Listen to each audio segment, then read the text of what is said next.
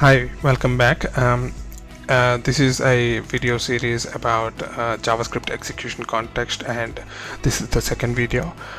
In the first video, we looked at a small introduction of the execution context in JavaScript and something called use strict or the strict mode, and how it actually affects the execution context or this value in functions. In this video, we are particularly going to look at another stepping stone and try and understand the various types of invocations, function invocations that are there in JavaScript, and what are the differences in terms of this execution context for each type of invocation. So let's dive into it. The first one is called the normal invocation. It looks like this. You just have a function and you execute the function in this way. You name the function and put the parentheses and pass the function variables. When I run this, it is going to print the global object, because in non-strict mode, if strict mode is disabled, when you invoke a function like this, declare the function a normal declaration and then invoke a function like this, this context will actually point to the global context, which in the browser it is the window object, and in Node it is the global this object. So this is the first type of invocation. Just remember that it'll always be the global object. The second type is method invocation. This is the case when you have an object, an instance or an object, and then your function that you're trying to execute is a method of that object, like this. So let me just quickly copy this. So it's a method of the function. It could be a function declared outside, or it could be declared inline as well, like this. It doesn't matter. Works the same way. So if you execute this function in this way, object instance name or instance variable name dot method name, and then pass any parameters if required, this invocation is called method invocation, right? So when you do the method invocation, it is always going to bind this context to the object instance using which you're actually calling the method. So here obj is the object instance that we're using to call the method. So in this case, it'll take that object and it'll print it, right? So this context is always the object. So here you can see that that is the case, but I can do something else here. I'll quickly show you, since we are here. So if I have an object and a function, let's make it an anonymous function as a method foo, and we call this. It is similar to what we did previously, right? So it is going to print the object. But if I take that method into an argument, right? I'll say foo ref, right, equals to obj.foo, right? If I do this, now we're actually taking a reference of that function, but we're not actually invoking. So if we invoke like this, right, we're actually invoking it in a different way. So now this will not be same as the previous one, right? So actually you can see the first invocation printed the obj object, but the second invocation printed the global object. So if I put use strict here, which we saw in the previous video, watch it if you don't remember that, or if you have not done already. So if I do use strict, the global object will be undefined, right? So this context will be undefined. So no matter where you define this function, right, we're actually concerned about how we are invoking the function. So we'll look at more examples in the next video, where we talk about how the location of the function actually impacts the execution context of that function. So remember that if you invoke a function, a method, using this syntax, it'll print it the object as this context, and if you take a reference of that method and execute it in this fashion, it is not going to bind itself to that object. It is not going to it'll consider itself as a function which is there somewhere outside that object. right? So this is really important. This can be source of a lot of bugs in your application if you don't understand this particular concept very well, right? So it could be cause for questions. You could be asked many questions in this area. Okay, so this is one more thing.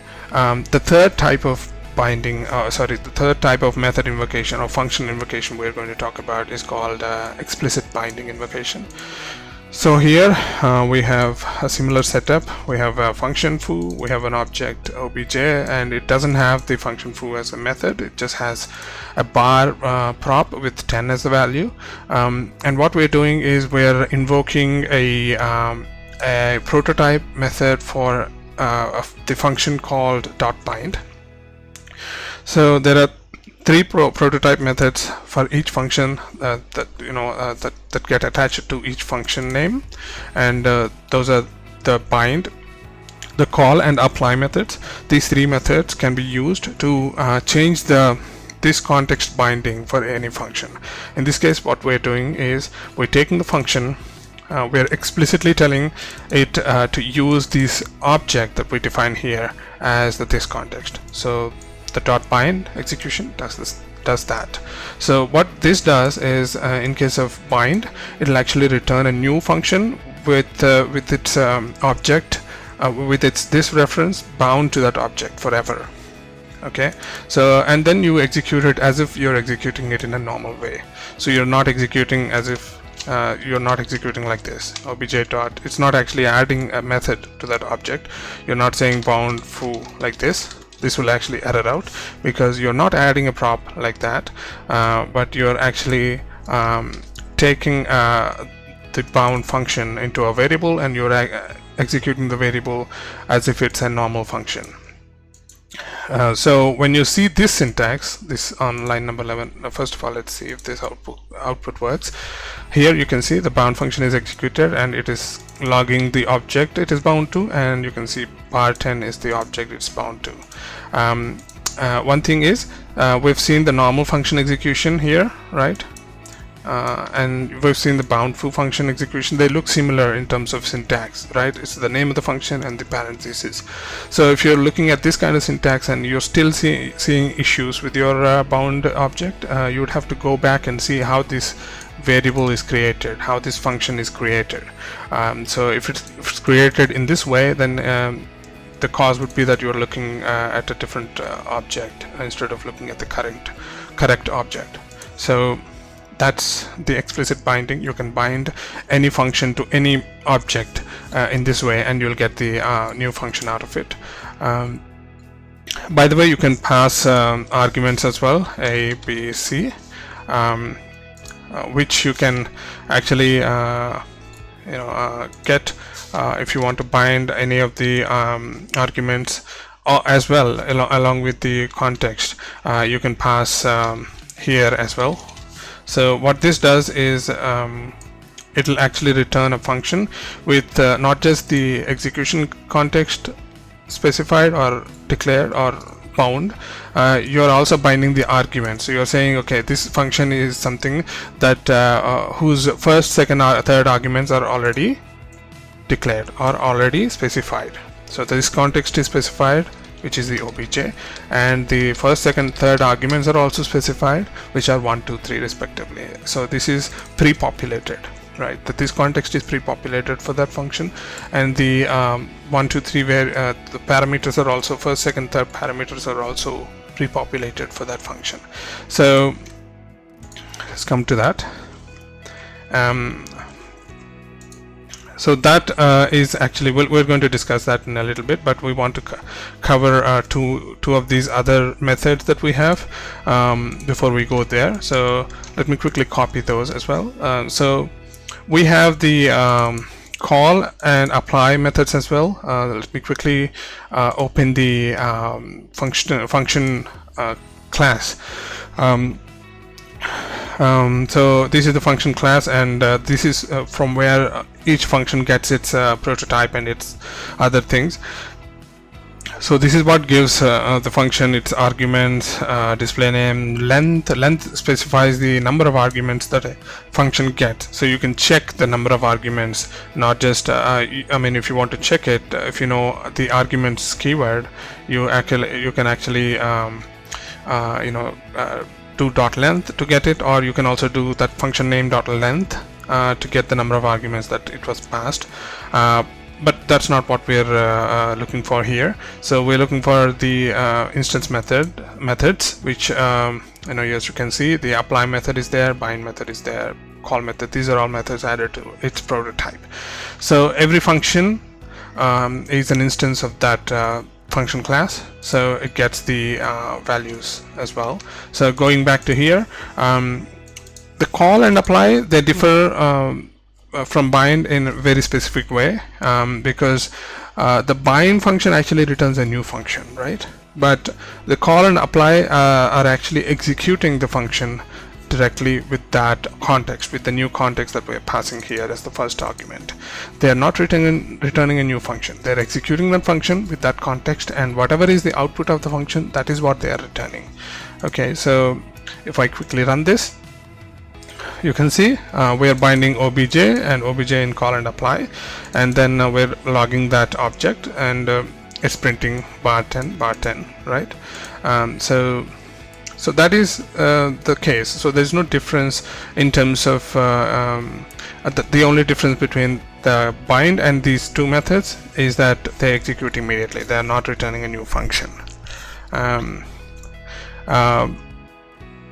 Quickly, we will check also one more thing we will check is what is the difference between call and apply, right? We've seen the difference between bind and these two things, but what is the difference between call and apply? Why do we have two methods? So the only difference is convenience. So the apply method actually takes additional parameters that we can pass to the function, and then that's what we discussed a little bit ago earlier, and then it'll pass them as we need to pass them as an array in case of apply, and in case of call we need to pass them as individual arguments. And one more thing here, we'll look at this example, this output in a moment, but I want to quickly grab your attention to line number 9. Here you have this bind syntax, and this not just this argument, which in this case is null, because okay, so let's talk about this from top to bottom. We have this math object, right? So this math object is like a library object. It has an add function, and what this add function is doing quickly is that it is taking the arguments, it is converting those arguments into an array and reducing the array to find the sum. Add is the sum, right? It's using a reduce function to find the total of that argument list that is sent, numbers that is sent as arguments, and then it is returning that here, right? So if I call the add method, it actually adds those numbers and then returns that. But what we are interested here is about to discuss about to understand about the bind function, the call and apply functions. So there's no this context we're not using anything here, so I've set it as null, and we're passing that as a first argument. But what we are interested here in this particular example is the additional arguments, right? These additional arguments. So pay close attention to line number 9, as we discussed earlier, right? So what this bind method does is when it is executed, it will take this context and any additional parameters, and it is returning a function which is telling like, okay, this context is this arg, and my first argument is always going to be 5. So if I can call that function as add 5, because what it's doing is it is adding 5, right, as the first argument, and whatever are the other arguments that we send, they're going to be added 5 at the end ultimately. So if I call add 5 with 10, it is going to print 15, right? So first one is 15.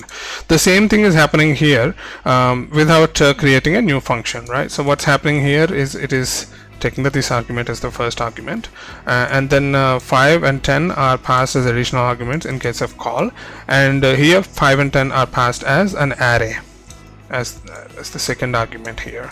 So that is the only difference between call and apply. And this line number 9 is very famous in JavaScript. It is called currying a function, or fixing the arguments.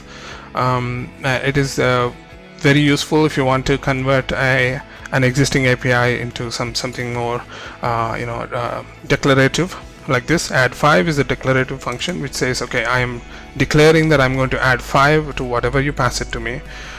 So that's what it does. So you can create declarative syntax or declarative libraries with this kind of currying, which we can achieve using the .bind syntax. This is a whole another topic. I've added it here just for your understanding. We're not dealing with this argument here in this particular example, right? So hopefully you understood how bind, call, and apply take this context and also any additional parameters and apply them to the function. Okay. So one more thing I wanted to say, the explicit binding, right? So when we do this, you can't rebind it. So I mentioned that earlier, right? So I can't do something like bound foo2 equals to foo dot bound foo dot bind of a different argument where the bar is 20. So here I'm passing another object and trying to rebind the bound function. Let's see if this works. I'm going to execute bound foo2 like this. What do you think is going to happen? Is it going to rebind it or not? It does not, right? You can see bar is 10 in both cases, in both the console logs. That is because once you bind a function with an object and return that, you can't use the same object and rebind it to something else, right? So this is a very classic example of how confusing it can be if you don't understand the concept properly. So you can't rebind a bound function. If you want to do something similar to this, where you want to bind some new object every time you use a function, then you have to use the original function. Here you can't use the bound function, right? So if I do this, now this is going to work, right? You can see bar 20 here, and the first one bar 10. So that is also something you need to remember. So yeah, in this video we've seen the different types of invocations. We've seen the normal invocation, the method invocation, the explicit binding. We've seen how bind works. We've seen how call and apply work, what is the difference between them, and we've seen how currying can be done, function currying can be done, function fixing of arguments can be done with the bind function as well. Let's continue in the next video with the rest of the tutorial, and I hope to see you soon.